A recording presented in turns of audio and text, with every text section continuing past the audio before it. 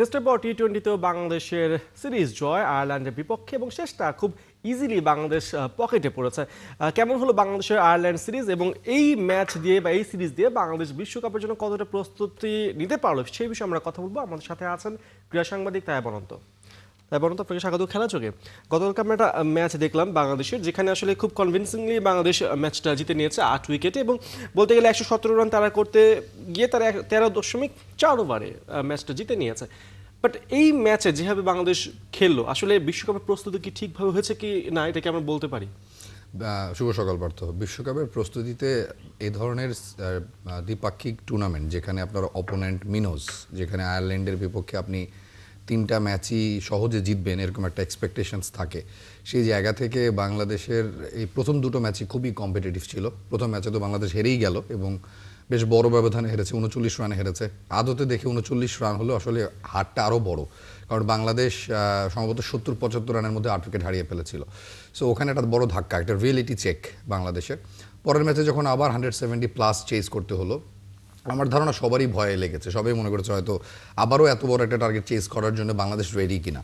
So সেই জায়গা থেকে বাংলাদেশ আবার উতরে গেছে। সো আমার কাছে যেটা মনে হয় যে আপনি যে প্রস্তুতির কথা বলছিলেন, প্রস্তুতির জায়গায় স্পোর্টিং উইকেটে খেলার প্রস্তুতিটা দারুণ হলো। মানে আপনি এর আগেও তো চট্টগ্রামে ওয়েস্ট ইন্ডিজের সাথে 3টা ম্যাচ খেলেছেন, আবার আয়ারল্যান্ডের সাথেও 3টা ম্যাচ এই চট্টগ্রামেই খেললেন। স্পোর্টিং উইকেটে খেলার প্র্যাকটিসটা করতে হবে। আমি খুব বেশি কিছু মনে করবো না যদি বাংলাদেশ স্পোর্টিং উইকেটে খেলে টানা হারতেও থাকে, কিন্তু এই প্র্যাকটিসটা খুবই জরুরি। এই সেম দলের বিপক্ষে আপনি যদি মিরপুরে 3টা ম্যাচ খেলাতেন, আয়ারল্যান্ড উড়েই যেত। সো লো স্পিনিং ট্র্যাকে আইরিশরা কেন, এই মাঠে ভারতেরও জিততে খুব ডিফিকাল্ট হয়ে যায় বাংলাদেশের সাথে। সো আপনি জিজ্ঞেস করছিলেন যে ওভারঅল বিশ্বকাপের প্রস্তুতি কেমন হলো। যেহেতু গতকালের জয়টা স্বস্তির ছিল, কমফোর্টেবল ছিল, অনেকগুলো বল 38টা বল বাংলাদেশ হাত রেখে ম্যাচ জিতেছে। আপনি যদি একটা সময় দেখেন যে আয়ারল্যান্ডের রান 38 ছিল কোনো উইকেট না হারিয়ে, 50 ছিল 1 উইকেটে, তখন মনে হয় 5 ওভারও কমপ্লিট হয়নি বা 5 ওভার 1 বল বা 2 বল হয়েছে। সো আবারও মনে হচ্ছিল একই প্রথম এবং দ্বিতীয় টি-20-র মতো একটা সিনারি হবে। বাট বাংলাদেশের বোলাররা খুব ভালোভাবে কামব্যাক করেছে। বাংলাদেশের বোলাররা থ্রু আউট দ্য ইয়ার, আপনি যদি বাংলাদেশের বোলারদের দিকে চোখ বোলান, বাংলাদেশ 30টা ম্যাচ খেলেছে, যেটা বাংলাদেশের ক্যালেন্ডার ইতিহাসে টি-20তে সবচেয়ে বেশি ম্যাচ, এবং 188টা উইকেট তারা ওভারঅল নিয়েছে। এবং বাংলাদেশের টপ রেটেড যে বোলাররা রয়েছেন, আপনি যদি ঋষাদের কথা বলেন, আপনাদের রিপোর্টে দেখছিলাম ঋষাদ 33টা উইকেট নিয়েছেন, এক ক্যালেন্ডার ইয়ারে সবচেয়ে বেশি উইকেট নিয়েছেন। 26টা উইকেট ফিজ নিয়েছেন, 23টা উইকেট তাসকিন নিয়েছেন, 20-এর উপর উইকেট তানজিম সাকিব নিয়েছেন। ওভারঅল বোলাররা অসাধারণ একটা বছর কাটিয়েছেন। আপনি যদি ইকোনমির দিকে তাকান, ফিজের ইকোনমি তো খুবই মানে লোভনীয়, 6.09। সো পুরো বছর জুড়ে এতগুলো ম্যাচ খেলে মাত্র 6-এর উপর রান টি-20তে কনসিড করা, এত বড় বড় দলের এগেনস্টে। সো বাংলাদেশের বোলারদের পারফরমেন্সের পার্সপেক্টিভ থেকে ইটস এ ওয়ান্ডারফুল ইয়ার। আমি যদি একটু ক্যাপ্টেনের দিকে ফিরি, লিটন কুমার দাস, তিনি অন অ্যান্ড অফ আছেন। তার যদি আমরা তার পারফরমেন্স দেখি, বছর 25টা টি-20 খেলেছেন, 5টা 50 আছে। এই সিরিজে আমরা দেখতে পেলাম একটা 50 বাদে বাকি দুটো ম্যাচে তিনি 1 ডিজিটে আউট হয়ে গেছেন। ক্যাপ্টেনের যখন আসলে এরকম একটা পারফরমেন্সের মধ্যে দিয়ে তিনি যান, যখন পারফরমেন্স ধারাবাহিক থাকে না, বাংলাদেশের সবারই আসলে কথাটা, সবার ক্ষেত্রে কথা একই, তারপরেও ক্যাপ্টেনের আসলে এই ধরনের পারফরমেন্স তার নিজের পারফরমেন্সে কতটা প্রভাব ফেলবে বিশ্বকাপে, বা এবং গোটা টিমের উপর কি ইম্প্যাক্ট পড়তে পারে? দেখেন, লিটন বাংলাদেশের টি-20 ইতিহাসে সবচেয়ে বেশি 50 করেছেন। 118 ম্যাচে 16টা 50 করেছেন। আপনি তার এই বছরের হিসাবটা দিচ্ছিলেন, এই বছরও 4-5টা 50 করেছেন। আপনি যদি তানজিদ তামিমের দিকে তাকান, তিনি 11টা 50 করেছেন, যেটা বাংলাদেশের টি-20 ইতিহাসে থার্ড হায়েস্ট, এবং তিনি ম্যাচ খেলেছেন মাত্র 45টা। সাকিব আল হাসান সেকেন্ডে আছেন, 13টা 50 আছে সাকিবের, তিনি খেলেছেন 129টা। সো আপনি লিটন এবং সাকিবকে যদি কম্পেয়ার করেন উইথ তানজিদ তামিম, তখন দেখবেন যে 100-র উপরে ম্যাচ খেলে এদের 16টা বা 13টা 50-র তুলনায় তানজিদ তামিমের 45 ইনিংস এবং এর মধ্যে 11টাই 50। মানে এটা কিন্তু রেশিও বুঝিয়ে দেয় যে আপনার সেলফ বিলিফটা কত। আপনি যদি আমাকে এখনই বলেন যে তানজিদ তামিম কি লিটনের থেকে বেটার প্লেয়ার, ডেফিনেটলি না। সাকিব আল হাসানের থেকে বেটার প্লেয়ার, ডেফিনেটলি না। কিন্তু পরিসংখ্যানে বেটার প্লেয়ার কেন? তানজিদ তামিমের সেলফ বিলিভ রয়েছে। এই বছর 41টা ছক্কা মেরেছেন তানজিদ তামিম। বাংলাদেশ গত বছর সব মিলিয়েই ছক্কা মেরেছিল 122টা, সেখানে বাংলাদেশ এবার 200-র উপরে ছক্কা নিয়ে গেছে। বাংলাদেশের টপ অর্ডারে 4জন মিলেই ছক্কা মেরেছেন 127টা। সো এই সেলফ বিলিফটা বাড়ছে, which is a good thing. But লিটনের কথা আপনি যেটা বলছিলেন, গতকাল লিটন ম্যাচ শেষে অনেকক্ষণ কথা বলেছেন গণমাধ্যমের সাথে। অবভিয়াসলি বাংলাদেশ ভালো খেললে, একটা সিরিজ ভালো গেলে, বাংলাদেশ যেহেতু লাস্ট দুটো ম্যাচ জিতেছে, সবার মধ্যে একটা পুরপুরা ব্যাপার রয়েছে, সবই ভালো রয়েছে। কিন্তু লিটন যে কথাটা বলেছেন, বারবারই বলছেন যে আমার বোলারও যদি ভালো করে আমার লাইফটা ইজি হবে, বাংলাদেশের বিশ্বকাপের জার্নিটা ইজি হবে। লিটন নিজে যদি নিজের উপর বিশ্বাস রাখতেন, উনি নিজে যদি ভালো খেলতেন, তাহলে বাকিদের লাইফটাও ইজি হয়ে যেত। লিটনের নিজের উপর আমার মনে হয় বিশ্বাসটা আরো বাড়াতে হবে। কলকাতায় একাধিক ম্যাচ রয়েছে বাংলাদেশের বিশ্বকাপে, সেক্ষেত্রে আমরা বিপিএল দিয়ে সেখানে যাচ্ছি, আমাদের বিশ্বকাপটা শুরু করব। বিপিএল কতটা আসলে আমাদের জন্য ইম্পর্টেন্ট হয়ে দাঁড়াবে, কারণ আমরা জানি যে আমাদের যে কন্ডিশন ঘরের মাঠে, সেই কন্ডিশন অনুযায়ী আসলে ঠিকঠাক মতো প্রস্তুতি নেওয়ার সুযোগটা কম, কারণ ওখানে হবে রান বেশি হবে, 4 ছক্কা বেশি হবে। আমাদের হোম গ্রাউন্ডে সেগুলো খুবই কম দেখা যায়, যদিও এখন স্পোর্টিং বানানোর চেষ্টা করা হচ্ছে। তারপরেও যারা এখন অফ ফর্মে আছে, লিটন দাস বলি না কেন বা পারভেজ হোসেন ইমন, তাদের জন্য এই বিপিএল কতটা সেরা মঞ্চ হতে পারে, বা এখানে আসলে আমাদের মাঠ যারা প্রস্তুত করবে কিউরেটর বা টনি হ্যামিং, তার আসলে কতটা ইম্প্যাক্ট থাকবে? আমি খুব করেই চাইবো যে চট্টগ্রামে যেহেতু খেলা রয়েছে, সিলেটের যেহেতু খেলা রয়েছে, এবং ঢাকাতে মনে হয় 6টা ম্যাচ ডে রয়েছে এবারে বিপিএলে, যে এই সূচিটা গতকাল দেখেছি। আমি আশা করবো ঢাকার উইকেটটাকে আপনি রাতারাতি বদলে ফেলতে পারবেন না, রাতারাতি এটাকে আপনি ব্যাটিং ট্র্যাক বা স্পোর্টিং উইকেট বানিয়ে ফেলতে পারবেন না। বাকি দুটো উইকেট অনেক বেটার, দুটো উইকেটেই রান হয়, সিলেটেও রান হয়, চট্টগ্রামে তো কত রান হয় আমরা দেখলাম। এবার আয়ারল্যান্ডের মতো টিম তারা অনেক রান করেছে, সো এটা একটা ভালো দিক।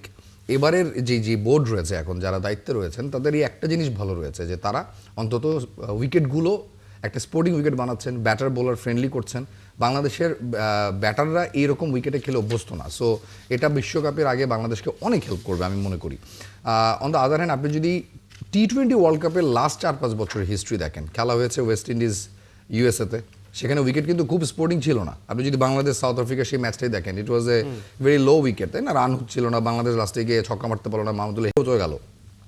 তার আগে খেলা হচ্ছে আবুধাবিতে, সেখানেও যে রানের ফোয়ারা হয়েছে তা না, কিন্তু মানে টি-20 ওয়ার্ল্ড কাপ হলেই আমরা চিন্তা করি ব্যাটারদের অনুকূলে খুব স্পোর্টিং উইকেট হবে। ভারতে তো নর্মালিও খুব বেশি স্পোর্টিং উইকেট হয় না, আইপিএলে হয়। সো এখন আমি জানি না যে এক্স্যাক্টলি আসলে কী প্ল্যানটা বিশ্ব ক্রিকেট নিয়ন্ত্রক সংস্থা করেছে। যদিও উইকেটটা যদি স্পোর্টিং হয়, আমি আশা করব বাংলাদেশের ব্যাটারদের সেলফ বিলিভের জায়গাটা নিয়ে তারা কাজ করবে। এবং এখানে আসলে কোঅর্ডিনেশনটাও তো দরকার, যে যারা কিউরেটর থাকবেন, বোর্ড পরিচালক থাকবেন, ক্যাপ্টেন থাকবেন, সব স্টেক হোল্ডারদের একটা কোঅর্ডিনেশন তো দরকার হবে নিশ্চয়ই। আপনি গেল বিপিএলটা যদি দেখেন, যেটা এবছরের শুরুর দিকে হয়েছিল, সেই বিপিএলে মাঠটা ছোট করে ফেলেছিল। আপনি যদি মনে করেন, আপনি যে বেশি ছোট হয়ে গিয়েছিল, মানে মারলেই ছক্কা হয়ে যাচ্ছিল। আশা করব অমন করে রানটা যেন না বাড়ানো হয়, মানে যেন প্রপার মাঠেই খেলা হয়, এবং ব্যাটাররা যেন, বাংলাদেশের ব্যাটার এখন অনেক ছক্কা মারে, সো এই বিষয়টা মাথায় রাখতে হবে। হ্যাঁ, জাকের তাহিদ হৃদয় এবছরের হিসেবে ছক্কা কম মেরেছেন, কিন্তু বাংলাদেশের টপ অর্ডারে 4জন যে পরিমাণ ছক্কা মেরেছেন, সাইফেরটাই দেখেন না, 15 ম্যাচে 29টা 30টা ছক্কা মেরেছেন। সো আমার মনে হয় যে বাংলাদেশের ব্যাটারদের প্রপার চান্স দিয়ে ভালো উইকেট, টমি হেমিংয়ের সাথে কথা বলে যতটুকু পসিবিলিটিস রয়েছে, ব্যাটারদেরকে আরও বেশি সুযোগ দেওয়া উচিত। আজারবাইজানের সাথে 2-1 গোলে হার, তারপরেও ফাইট দিতে পেরেছে বাংলাদেশ। কথা হচ্ছে এই ফাইট বা এই মেন্টালিটি নিয়ে অস্ট্রেলিয়ায় কেমন করতে পারে ঋতুপর্ণারা, সে বিষয়ে আমরা কথা বলবো। ফিরছি ক্রীড়া সাংবাদিক তাইবান অন্তর কাছে। তাইবান অন্ত, আজারবাইজানের কাছে আমরা হারলাম, এর আগে আমরা মালয়েশিয়ার কাছে হেরেছি। কথা হলো যে স্ট্যাটিস্টিক্স বা মানে যে ট্যাকটিক্স নিয়ে আমরা এশিয়ান কাপ উতরিয়ে এসেছি, এশিয়ান কাপ বাছাটা উতরিয়ে এসেছে, সেই ট্যাকটিক্স মানে হাইলাইন ডিফেন্স এখনও চলছে পিটার বাটলারের। সো আলটিমেটলি এই ট্যাকটিক্স থেকে বেরিয়ে এসে অন্য কোনোভাবে কি বাংলাদেশি ফুটবলকে ফ্লারিশ করা যায় না? প্রথমত হচ্ছে গতকালের ম্যাচটা যদি আপনি দেখেন, প্রথমার্ধে বাংলাদেশের মেয়েরা ওয়াজ ফ্ললেস অলমোস্ট, একটা পার্টিকুলার গোলটা যেটা বাংলাদেশ খেয়েছে সেটাকে বাদ দিলে, এবং গোলটা খুবই ভালো গোল হয়েছে। আজারবাইজানের ক্যাপ্টেন যে গোলটা দিয়েছেন, আপনি যদি গোলটা দেখেন, যেভাবে হেড করেছেন, বাংলাদেশের মেয়েরা ন্যাচারালি ওরকম ডিস্টেন্স থেকে অত জোরে হেড করে অভ্যস্ত না, বা পারেও না হয়তো। সো ওইটা হচ্ছে কোয়ালিটি। এই কারণেই তো আজারবাইজান বাংলাদেশ থেকে প্রায় 25 ধাপে এগিয়ে রয়েছে, বা ইউরোপিয়ান ফুটবল আমরা বলি যদিও। সো এবং তাদের টার্কিশ ভিত্তিক প্রচুর ক্লাবের প্লেয়াররাও তাদের টিমে রয়েছে। সো ওই জায়গা থেকে এরকম যারা একটু চওড়া কাঁধের, যারা হাইটে অনেক বড়, যাদের পেস বেশি, এমন ঘরানার মেয়েদের সাথে বাংলাদেশের মেয়েরা টক্কর দিয়েছে, এটাকে কিন্তু আমি পজিটিভলি দেখি। এবং বাংলাদেশ গোলটা দিয়েছে 80 মিনিটের উপর 83 মিনিট পর্যন্ত এক রেখেছে।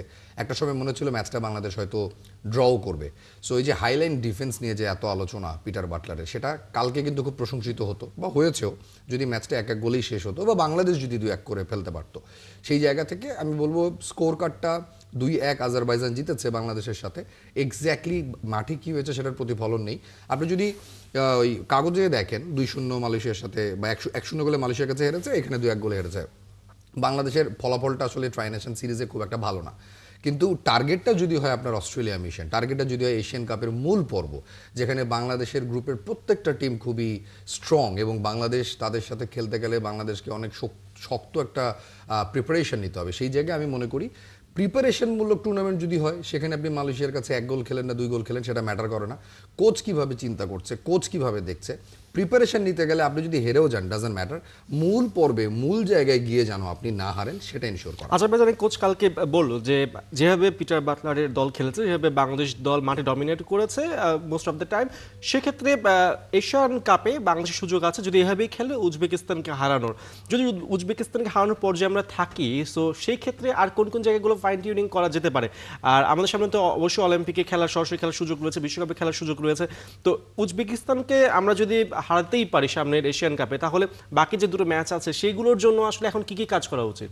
আমি মনে করি বাংলাদেশ ধরেন ফুটবলে বাংলাদেশের উন্নতির গ্রাফটা তো আসলে মেয়েদের ফুটবলে উন্নতির গ্রাফটা দারুণ, চোখে পড়ার মতো। এবং পিটার বাটলার যদিও গতকাল ম্যাচ শেষে বলেছেন যে আমি তো ম্যাজিশিয়ান নই, ম্যাজিশিয়ান তো উনি বটেই, আমার কাছে তো মনে হয় যে হি ইজ ম্যাজিশিয়ান। বরং এই ধরনের স্টেটমেন্ট তার শিষ্যদেরকে বরং একটু ডিমোটিভেট করবে, কারণ তিনি যা করছেন তাকে নিয়ে অনেক আলোচনা রয়েছে, কিন্তু তিনি ফুটবলটাকে তো এগিয়ে নিচ্ছেন। বাংলাদেশের মেয়েরা প্রথমবারের মতো এশিয়ান কাপের মূল পর্বে খেলছে, অস্ট্রেলিয়াতে গিয়ে এত বড় বড় অপোনেন্টের সাথে খেলবে, ইটস এ বিগ ডিল, এবং তিনি সেটা করে দেখিয়েছেন। সো আমি মনে করি পিটার বাটলারেরও নিজের উপর বিশ্বাস থাকা উচিত। আপনি বলছিলেন ফাইন টিউনিংয়ের জায়গা, বড় অপোনেন্টের এগেনস্টে এক গোল বা একাধিক গোলের প্র্যাকটিসটা এটা বাংলাদেশের নাই একেবারেই মেয়েদের। সো আফি দ্বারা যদি তাদের ফিনিশিং নিয়ে কাজ করে, এখন আপনি তো চাইলে রাতারাতি বাংলাদেশের মেয়েদেরকে লম্বা করে ফেলতে পারবেন না, তাই না? এটা তো আমাদের ন্যাচারালি আমরা একটু খাটো গড়নের। সো ওই জায়গা থেকে আপনি যখন অলরেডি জানেন যে আপনার অপোনেন্ট কোন কোন জায়গায় আপনার থেকে ফিজিক্যালি ট্যাকটিক্যালি এগিয়ে রয়েছে, এই জায়গাগুলো নিয়ে কাজ করতে হবে। Specially right wing left wing থেকে বলের যোগান, এবং ওইখান থেকে ওয়ান শট টু শটে টু পাসে কীভাবে গোল দেওয়া। আমার মনে হয় পিটার বাটলার যতটা হাইলাইন ডিফেন্স নিয়ে ভাবছেন, ডিফেন্সটাকে উপরে রেখে খেলানোর বা পরিকল্পনা সাজাচ্ছেন, ঠিক ততটা যদি তার স্ট্রাইকিং পজিশন নিয়ে ভাবেন, আমার মনে হয় বাংলাদেশ এশিয়ান কাপের মূল পর্বে ভালো করতে পারবে। লাস্ট প্রশ্ন সেটা হচ্ছে যে সাবিনা সানজিদারা অনেকদিন ধরে দলের বাইরে রয়েছেন, এখানে সামনে যেহেতু বড় একটা অ্যাসাইনমেন্ট রয়েছে বাংলাদেশের, এখন কি নেগোসিয়েট করার সময় এসেছে কিনা পিটার বাটলারে? কারণ আমাদের শৃঙ্খলার ব্যাপারে আমরা জোর দিচ্ছি, বাট এই শৃঙ্খলা আমাদের লং টার্মে আসলে কতটুকু প্রভাব ফেলবে মাঠে আই ডোন্ট নো। অ্যাকচুয়ালি কেউই আসলে অনুমান করতে পারছে না, কারণ আপনার ঘরোয়া লিগ নেই। আপনি শৃঙ্খলা আনবেন যে সেটা তো একটা ইম্প্যাক্ট থাকতে হবে, যেটা প্রতিফলন ঘরোয়া লিগ হবে, সেই ঘরোয়া লিগ নেই। আমাদের বড় দলের সাথে খুব কমই খেলা হয়, তো সেক্ষেত্রে আসলে শৃঙ্খলা বিষয়টাকে মাথায় রেখে ঠিক আছে একটা ভুল হয়েছে, এখন কি তাদের ফিরিয়ে আনার সময়টা হয়েছে কিনা? আপনি পিটার বাটলারের চরিত্রটা যদি দেখেন, তিনি যেভাবে মিডিয়ার সাথে কথা বলেন, বা তিনি গেল 1-1.5 বছর 2 বছরে এই ফুটবলারদের যেই মানে তার সাথে তাদের যে মানসিক দ্বন্দ্বের জায়গাটা, সেখান থেকে কিন্তু তিনি এক চুলও নড়েননি এবং তিনি কোনো আপোষও করেননি। সো যেহেতু এশিয়ান কাপের মূল পর্বটাকে মাথায় রেখে তিনি লম্বা সময় ধরে এখন যারা খেলছেন তাদেরকে নিয়ে দলটা তৈরি করেছেন।